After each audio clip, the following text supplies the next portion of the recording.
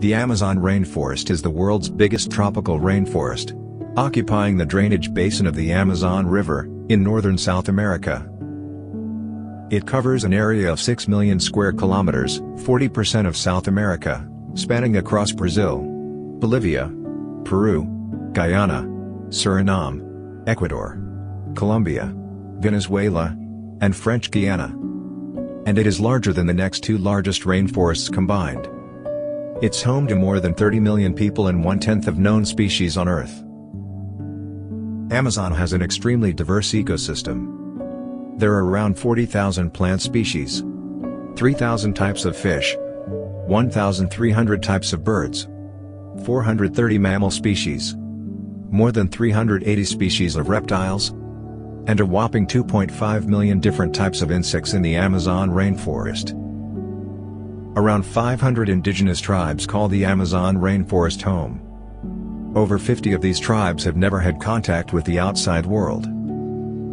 Amazon has more than 390 billion trees. Due to the thickness of its canopy, only 1% of the sunlight makes it to Amazon's ground, and it takes around 10 minutes for the rainwater to reach the ground. The Amazon also transpires about 7 trillion tons of water per year into the atmosphere, recycling 50 to 75% of annual rainfall. Amazon absorbs 2 billion tons of CO2 per year, which is 5% of annual global emissions, and it stores up to 140 billion tons of carbon, making it an essential part of preventing climate change. We rely on Amazon's resources for food and medicines. Hundreds of prescription drugs have come from the Amazon rainforest, and 70% of plants with anti-cancer properties are found in the rainforest. With an area that's this important, we should be protecting it at all costs. But the Amazon faces many threats, including deforestation from poorly planned infrastructure, illegal and unsustainable natural resource extraction, extensive cattle ranching and agricultural expansion, and climate change.